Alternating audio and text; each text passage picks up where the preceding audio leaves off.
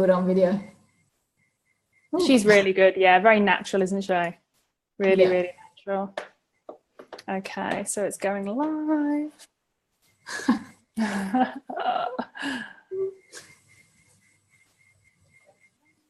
Hi, everybody. How's everyone going? Thanks for joining.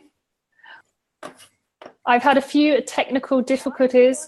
I don't. I'm listening to myself. Have to turn it off. Listen to myself. I think you've got it on as well. Have you got Facebook on? No, I've turned it off. Hang on, no, I'm pretty sure it's off. Yeah, I can hear you though. Oh, okay. Let's see, is it working? Why was I hearing myself? Oh, okay, it should be all right now. Okay. Let's just make sure it's working. I've done this a few times, but Ben, can you tell me if you can see me on my Facebook page? If you can just go on for me and just let me know before I get started, that'd be great. So how can people see both of us at the same time? Yes. It's a split screen. Hi, everybody. Okay, so I'm so excited. I have been receiving tons and tons of questions over the last couple of weeks since we did the 5-day challenge. The questions that I've been getting, the ones that, I've been finding hard to answer are all the ones around mindset and all the ones about, what does it mean to be craving sugar? Why do I have these emotions when I give it up? Why is it so hard? And there seems to be so much surrounding this. And, I've given you a lot of tools to go away with in terms of taking magnesium, keeping hydrated, taking lemon in water, then putting in some savory snacks or using some more natural sugars. But I really thought it would help to get someone on to talk to you about this and maybe give you some insight and tips into this area. So I'm joined tonight by the lovely Monique. Hi, Monique. Hello, thank you for having me. My pleasure. Monique is a clinical psychologist and a mum of 3, and Monique also has a postgraduate diploma in nutritional medicine for mental health and is currently enrolled in a Doctor of Health. Monique was diagnosed with Crohn's somewhat about 14 years ago, I think, Monique, I read on your bio. Yeah.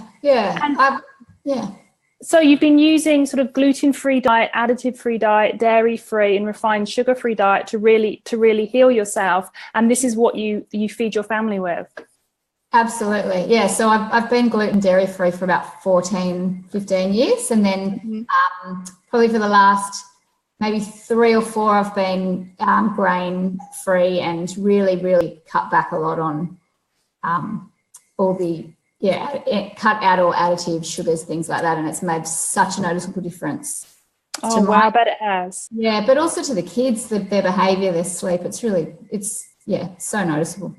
What were just quickly, what were the first things you noticed? I'd love to know the first things you noticed for yourself that benefit from having a diet like that. Yeah, look, for myself, it was, I think it was when we took processed food out, that I really noticed the difference. And for me, it was not feeling so exhausted all the time. I thought, I'm a mum with 3 young kids. It's totally normal to feel that constant fatigue. But as soon as we pulled additives out, that changed completely. And I think once you pull out additives, you pretty much pull out all packaged food, therefore cutting out sugar anyway. So yeah, it's a kind of a natural progression, isn't it? The more you sort of add the whole foods in, the more the other foods are kind of pushed out. And it starts to just feel quite natural. Look, I know a lot of the people that did the sugar-free challenge, they did struggle. And some of the areas they struggled on, I know we're going to touch on around mindset and particularly emotions. But I just wanted to touch on that one thing, because you are a mum of 3. And I do get some mums contact me, and one of the mums did ask me about, how do I do this? How do I do a healthy diet? And how do I stick to no sugar and stick to no gluten, these types of things, but I don't let it get in the way of my children's health or take away from my children? I mean, how do you balance that, Monique? Look, in our house, everyone eats the same, which I think makes a really big difference, because it's so hard if you're eating one lot of things and you're quite restricted and the rest of the family is eating something different. You know, and I've been there. So it is much easier. But I think as well, once you get the idea of what you're putting in your body and why you're choosing to put whole foods in your body and cutting out the sugars and additives and gluten and whatever it is that you decide, you almost by default have to cut it out of your kids, have to change your kids' diet too, because, you know, if you know you're doing the best for your body, you really want to do the same for your kids. Yeah. And look, do it all together, kind of do it, get the family joining in and doing it together. That's the idea. And use the natural sweeteners and use, you know, have fruits, that's fine. And that kind of thing. And we talk a lot about why we eat the foods we eat, what's good for our bodies, what's not so good for our bodies, how food makes us feel. And there have been issues with the kids, mainly with my older daughter wanting what the other kids get in their lunch boxes, you know, wanting packaged foods. But she understands why we don't do it, and I make sure that they always have something baked or homemade in their lunchbox that is a treat. Okay. But I choose, everything's always either sweetened only with fruit or has hidden veggies in it, always has healthy fats. So while they're getting something that's yummy and the other kids at school want to eat, it's good for them as well. In the baking, what sugars do you use in the baking? Sorry, I know we're going off topic, but I'm just interested now. I know you've got a lot of recipes on your blog and on your website. So I mainly try to sweeten either with fruit, like bananas, or sometimes apples or dates. Yeah.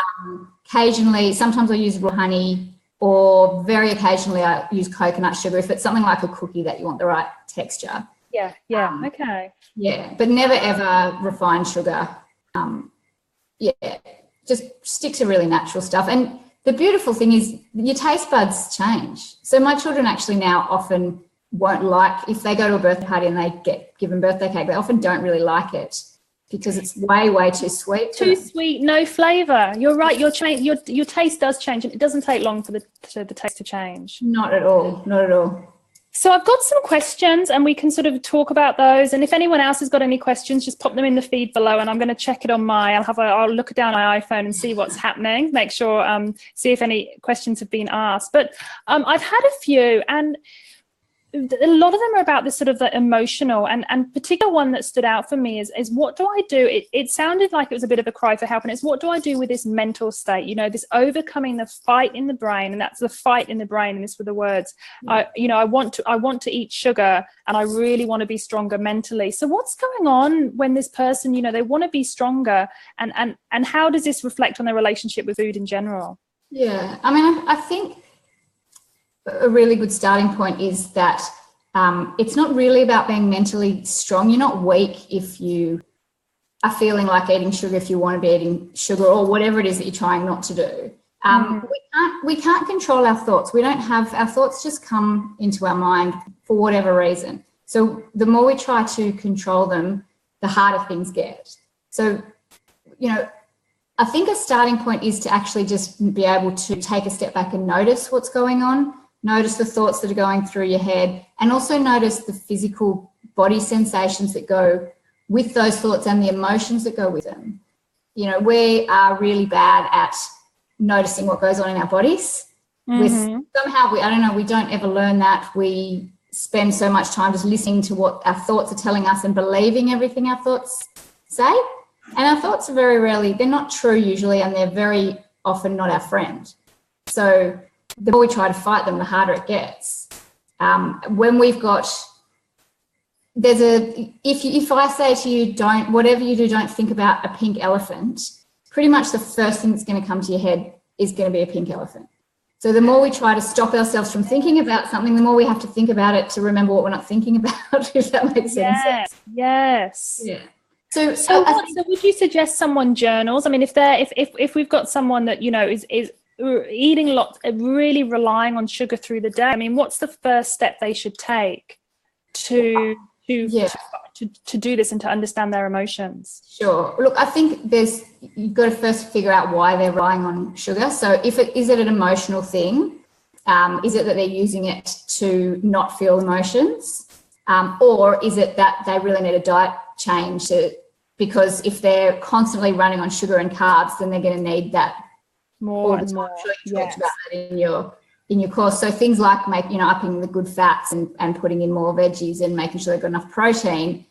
If you've taken care of that side of things and you're still just wanting sugar all the time, then I would say we need to look at what's going on in your body and what's going on in your emotions. So to be able to stop and actually tune in and notice what sensations am I feeling in my chest, in my stomach, in my throat. Most of our emotions go through the midline of our body. There's a particular nerve that runs there. And if you think about it, all of our emotions are that we use to describe things, they're all down the midline. So things like gut wrenching and heartbreaking and my shoulders, they all talk about our body because our emotions are in our body. So, if we can stop and go, hang on, let me tune in what's going on here and really notice what's happening, then we can use that to say, oh, okay, well, actually this feeling this tightness in my chest, that's not a need for eating sugar or for eating chocolate. That's actually anxiety. Right? Or tight in my stomach, that might be anxiety or worry about something, or maybe it's boredom. So if we're using food to pack down our feelings so we don't feel them, then we could easily be wanting to eat sugar or chips or whatever it is all day long.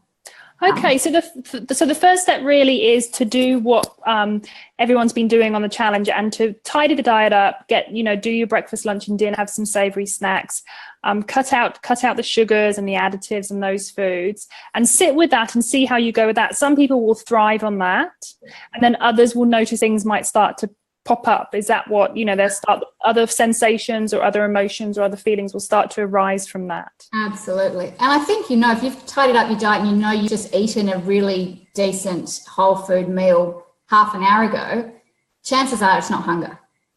I think we don't really learn very well how to differentiate hunger from other emotions. And you even see it with kids, like kids are bored and they're asking for food every 5 minutes and we feed them because we think, oh, it's cool, kids are growing and they should eat all the time. But we're not really teaching them to stop and notice what goes on. So noticing when you really are hungry, it would probably be good to let yourself get several hours past eating and really notice, what does that hunger feel like? Where do I feel that? What does it feel like in my stomach? And then noticing when you've just eaten half an hour ago and you're absolutely craving that chocolate bar, what is now going on in my body? Is this the same feeling? Is it different? What else could be going on? Am I thirsty? Sometimes thirst. Exactly. Thirst, dehydration, all of those things. So kind of listen to that. And then what's the next step? So they've done a diet and now this craving has come and they're trying to understand where the craving is coming from.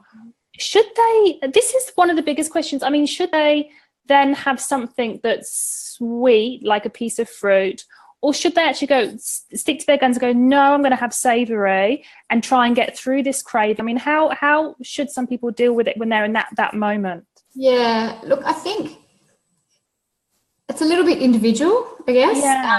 Sometimes you just really have a craving for something, doesn't go away until you satisfy it. Yes.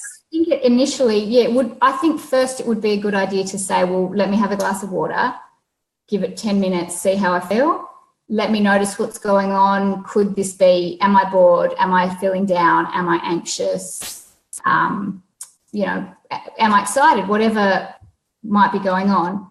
And maybe test, if we can put a break in between that thought and action, even if it's just a really short break, gives you that opportunity to say, okay, well, what's actually going on here? Maybe I'll just stand up and walk outside for some fresh air for a minute.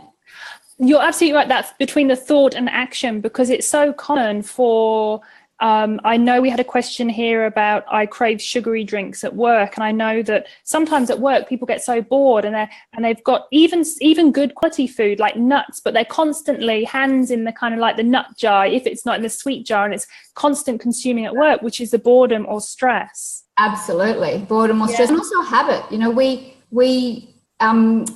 They say in neuropsych, cells that fire together wire together. So if we make a habit of always, every time I sit at my desk, I'm reaching for the lollies or I'm reaching for the soft drink, then the pathways in your brain that go between boredom and soft drink or boredom and lollies or boredom and food, that pathway is going to be really strong.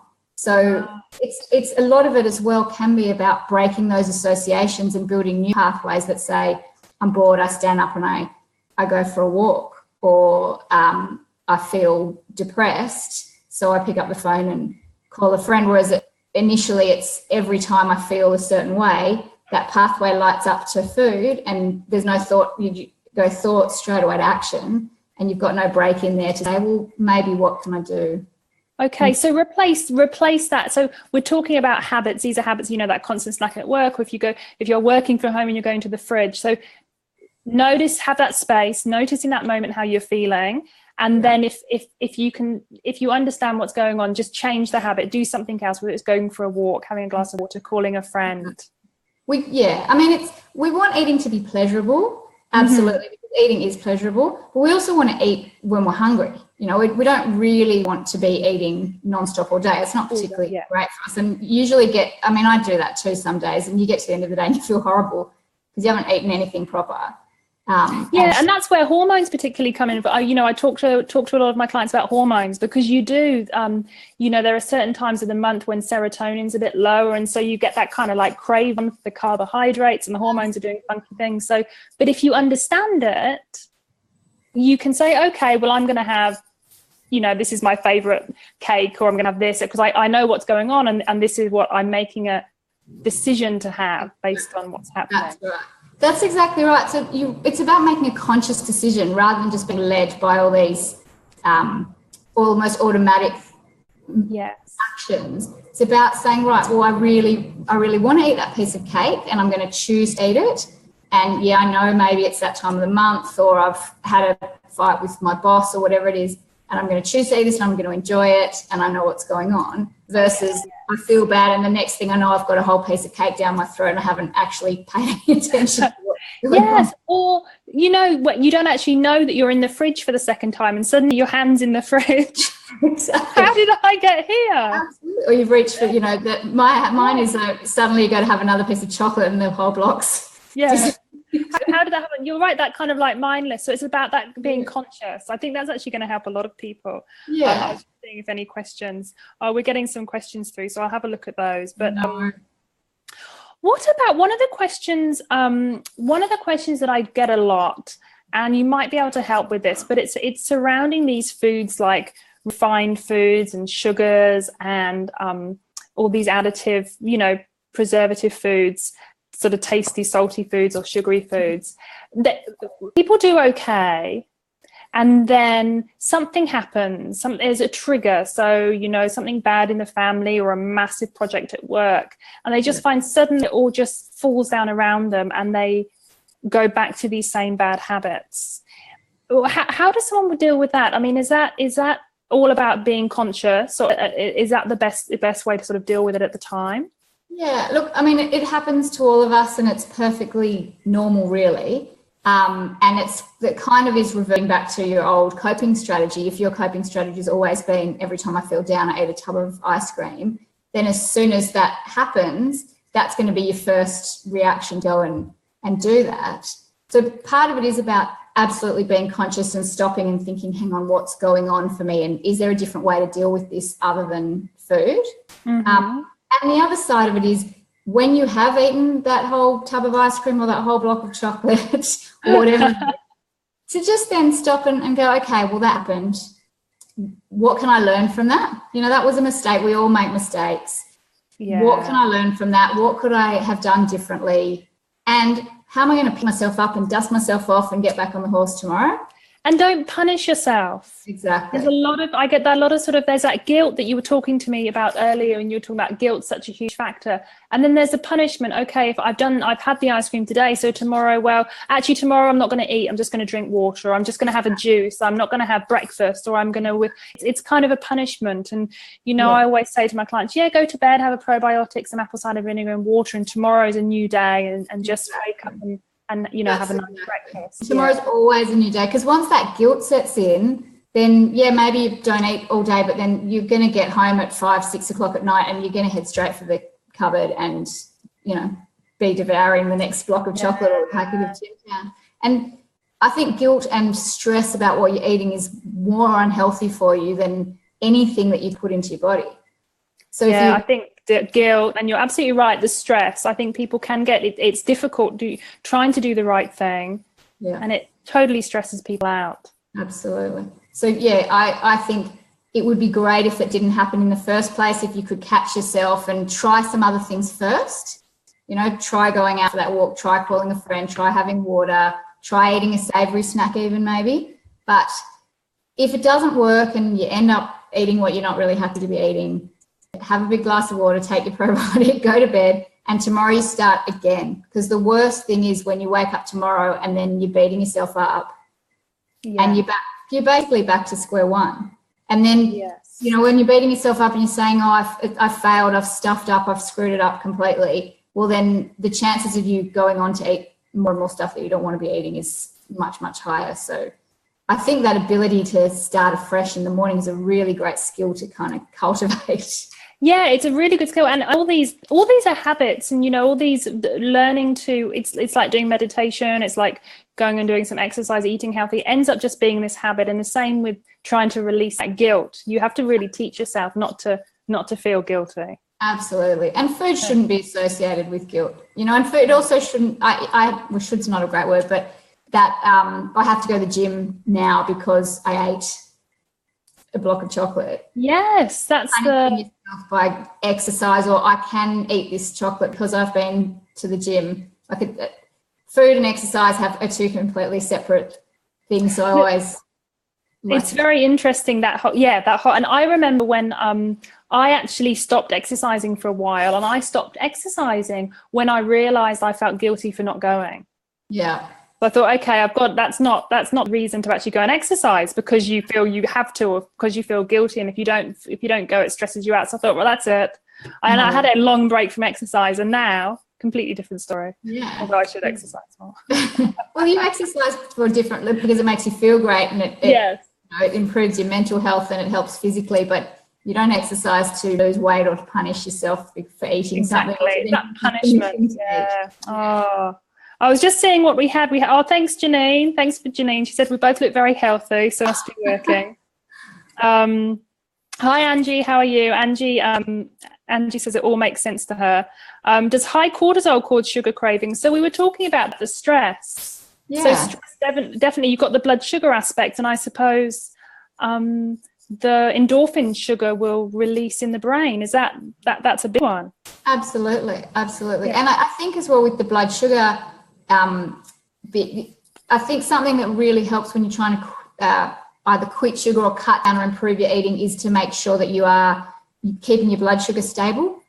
So keep putting in the healthy fats and protein, and you know more about it than I would, but if you can keep your blood sugar stable, then you're not going to have those dips, which means then you're really craving something sweet to bring the blood sugar back up.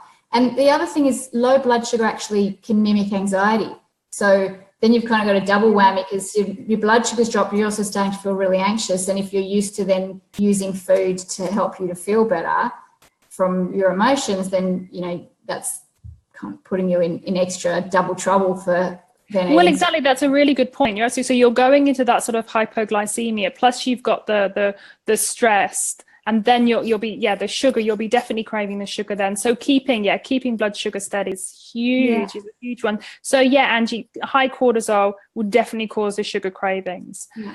And you're more likely to go for those kind of like sweet things. And a lot of people as well go for coffee, and they associate as well. It's that association as well, isn't it? Coffee associated with cake, afternoon tea. Absolutely. And then after dinner, after I've eaten a meal, I need to eat something sweet. It's a lot of it is association. Even when quitting anything, a lot of it is about association. A lot of times that physical craving is passed quite quickly, but that association we've got with, before bed I eat this, or after dinner I eat something sweet, or every time I get stressed I eat it. That's really those are the hard things to break. That's really where that cells that fire together wire together concept. Yes. Building And I suppose, I mean, they would do that with addicts. They'd call them triggers, not if you socialize with certain friends or go to certain places, and that's a trigger for alcohol or drugs or cigarettes. Absolutely. Yeah, if you're trying to quit smoking and you always wake up and have a cup of coffee and a cigarette, then the best way to help yourself is to change that routine. So then you're going to wake up and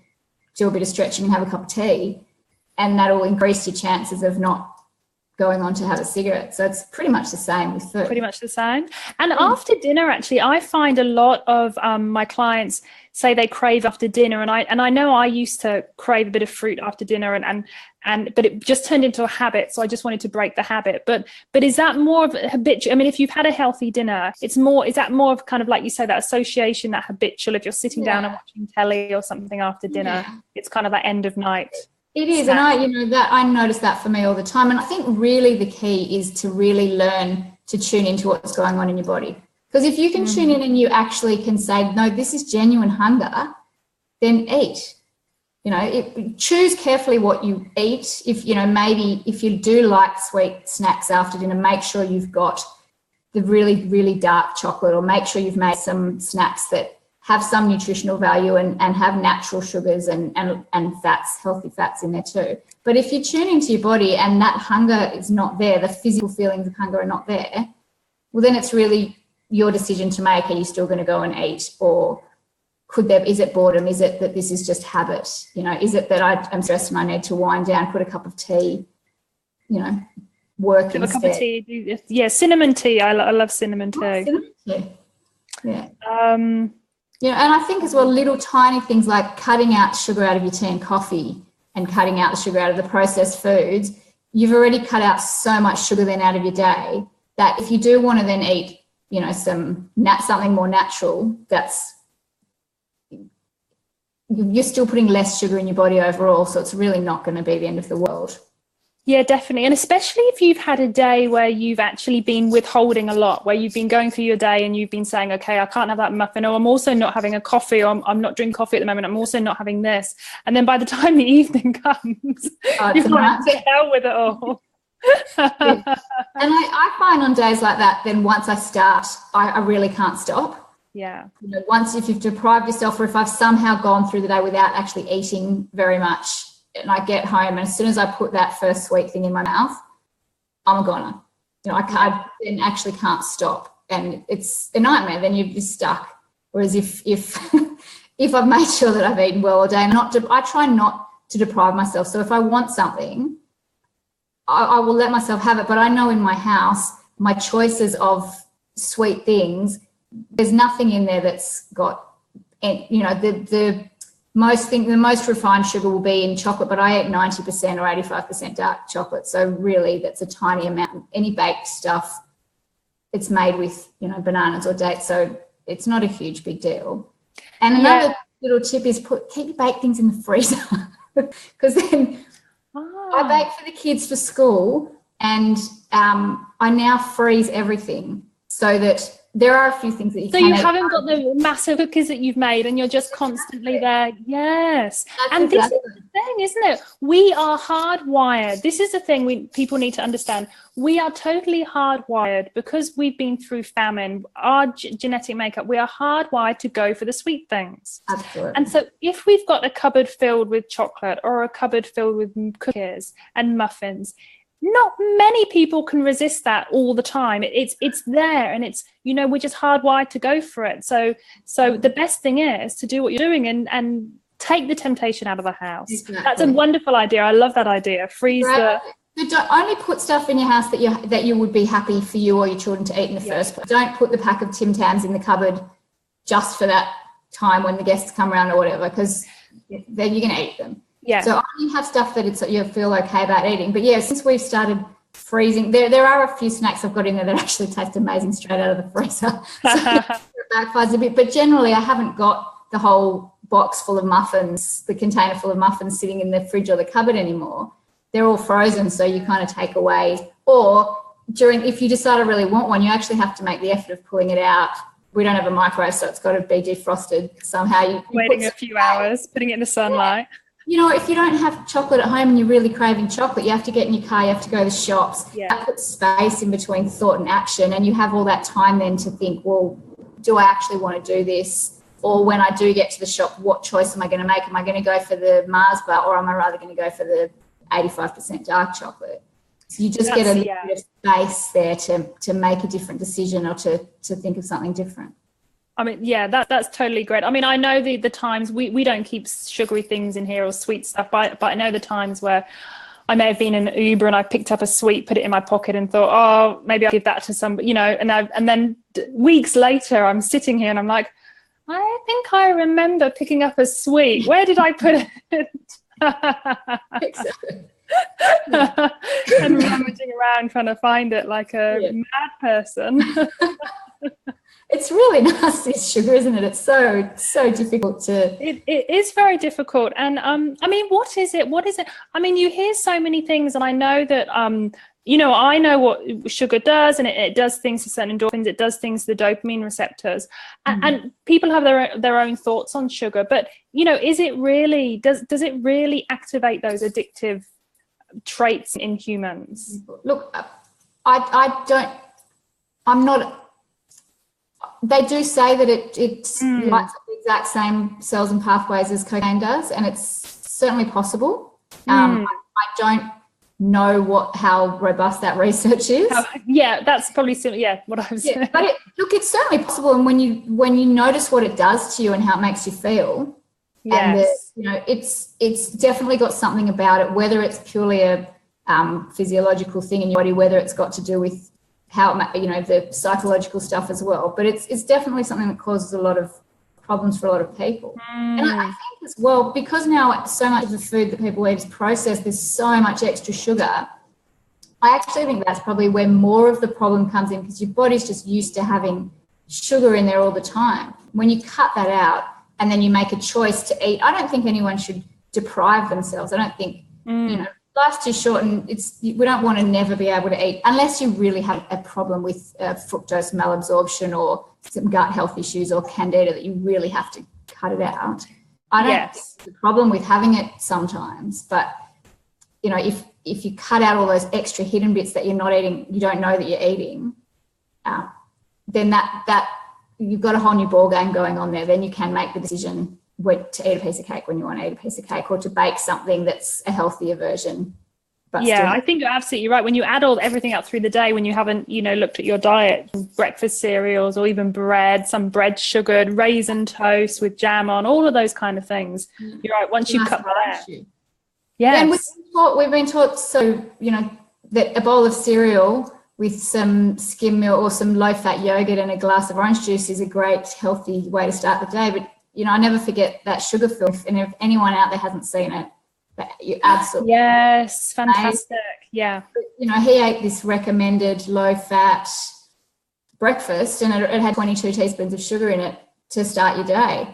And that's thinking you're doing the right thing with a low-fat, you know, healthy meal. And I actually think that's way more of a problem than, okay, well, I've made some bliss balls and I'm going to eat one or two, or, you know, I'm going to have a piece of chocolate. Yeah, and particularly if we think we're being healthy, and we don't realize, and then we'll have the sugary sack on top of the low fat yogurt with the added bits and pieces and the sugar added. So the sugar coated granola. Absolutely, and things like that. Yeah. I think maybe the best thing people can do for themselves is learn to read the ingredients list. Not even the nutritional panel, but just that ingredients list before you buy anything. Get in the habit of always reading the ingredients. Yep. Your life will change. Really, definitely. Look, you're right, and it doesn't take long and they're quite easy to understand. And you just have a look at the sugar, the grams of sugar that are in those, whether they're muesli bars or things that you think are healthy in that healthy aisle. Just have a look at those things, and just you know, especially, you know, protein bars and things like that, because they've the ingredients in there. They're not the best thing. So a lot of people I know have healthy snacks thinking they're being good, and that they'll have that instead of sugar. But some of those things, those protein bars, they've got a ton of nasties in, and they might even have sugar in as well. And people kind of get addicted to those as well, whereas you'd probably be better off having a donut. Yeah. Well, and if you've baked, my kids at the moment for breakfast this week, they've got what we call chocolate bread, but it's it's got about 6 dates in a huge loaf, and it's got beetroot and zucchini and avocado and coconut flour. So it's packed full of nutrition, and eggs, tons and tons of eggs. So I would rather give them that, and it's, they're eating chocolate, essentially chocolate bread for breakfast, than a so-called healthy cereal, because you know what's in it and you've made it yourself. I'd much prefer to take myself a slice of that to work if I need a snack than eat a muesli bar. Yeah. And that would totally fill them up. And that goes back to one of the questions we had about a mother worried she was depriving her children. But if they're getting wonderful foods like that, whole foods, that's not depriving. That's just wonderful. Exactly. Yeah. And that's partly why I do bake a lot. I had to learn. I couldn't boil an egg, and now I bake everything. Oh, okay. Like I genuinely couldn't boil an egg about 5 years ago. And do you have all these recipes a lot of them on your website? Yeah, absolutely. Yeah. So the chocolate combo of a couple of them on my website, that's not in there particularly, but there's zucchini bread, and there's chocolate beetroot cake, and there's breakfast muffins that are sweetened with bananas or apples. And so I make an effort to make sure my children don't feel deprived, because they get stuff in their lunchbox. We have, if the kids are having friends over, I'll bake something, but I know what's in it. And I know that there's some nutrition in there, and they're happy and I'm happy. And as I said, the taste bud changed. My daughter was at a party on Saturday night, and she came home with eating some Kit Kats off the cake, and she actually said, I can't eat this. I can't eat too sweet, and I don't like the taste of it, which was brilliant. She's learnt from herself what she wants to put in her body, and her taste buds have changed so that she actually doesn't really like that stuff anymore. Oh, that's fantastic. Yeah. That is absolutely great. I mean, I think, it just takes time, and and like you say, the bulk cooking and popping them in the freezer, that's a fantastic suggestion. Absolutely. And also that mindset of you're not depriving your children by not giving them something that's terrible for their bodies. Yes. It's not depriving. It's not giving them a treat to give them something that's going to make them feel horrible and make them bounce off the walls and get hysterical. That is not a treat. We shouldn't be considering that a treat, and we shouldn't be considering it depriving our children by feeding them food that's good for them and taking out stuff that's not. Just on a different note, we did have Kelly just say she had Crohn's as well. And I think just on that note, Kelly, definitely, a whole food diet with low gluten, low additives, low refined sugar and dairy is definitely probably, Kelly, the way to absolutely have a look at some of the recipes, and have a look at SCD, specific carbohydrate diet, and also the GAPS diet, which essentially are grain free. I, for myself, know if I go too hard even on fruit, it doesn't do wonders for my gut. It's I think every person's individual, so what works for me might not work for Kelly, but the more you learn to listen to your body and to notice, wow, this is how this makes me feel, or when my gut goes crazy, what have I eaten in the last 3 days? You work out what's right for you. Yeah, I think that's great advice. And once you know how food makes you feel, it's so much easier to make good decisions. Yeah, once you feel good. You feel good on it, and it is a process. It doesn't happen overnight. It takes a long, long time, and for us to get to this position, it's taken years. I mean, it's taken me years. And I was a total sugar addict, and it's taking a long, long time to be able to not go back into those habits. Absolutely. And it's not until you take something out, you're never going to notice what it does to you. If you're having it every day, you can't. I actually had a farewell lunch at my work, a farewell afternoon tea at my work the other week, and I ate the cornflake honey, the thing, what are they called again? Not the chocolate crackers, but the ones. The cornflake ones. And I just thought I say no all the time at work. I'm going to eat one of these.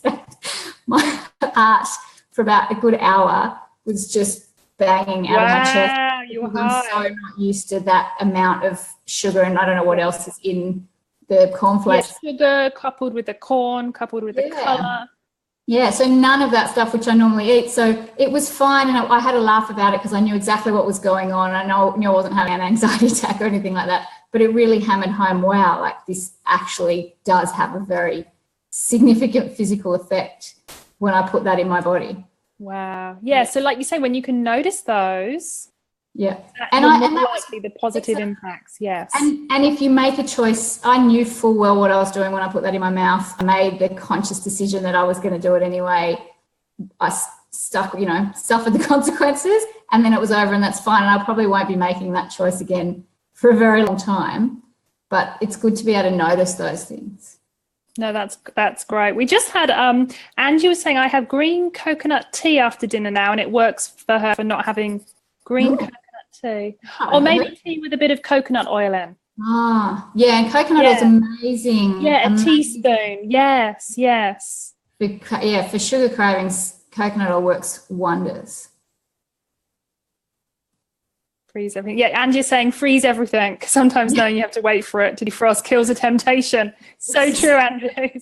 So true. That's exactly right. And that's all about putting that space in between that thought and action. So funny. Yeah. Well, that was fantastic. Yeah. That was fantastic. I think we had got to all the questions. We answered the question on boredom, didn't we? What to do. It's all about just getting in that mindset and just taking that space and understand what's going on. And for boredom, I mean, there's so many things that you can do for boredom other than eat. So that's a particular one that's really... there's so many other things. Yeah, to really notice, hang on, I'm just bored. And do other stuff first. If after you've done other stuff, if it's an hour down the track and you still really want to eat that chocolate, then go right ahead and eat it. But try something else first. That's fantastic. I think there was another question. I mean, and would you just, if someone's having, would you just, what would you swap your sugar with? What you use honey, you use a bit of honey and banana. Do you use stevia as well?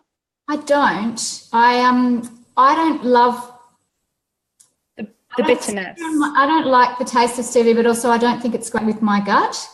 And I know a lot of other non-sugar sweeteners like xylitol and erythritol, things like that, often don't sit well with people's guts. Okay, so that's a good tip for some people. If you find that stevia or if you're adding that and you're getting some gut upset, maybe switch to a different natural sweetener. Maybe stevia.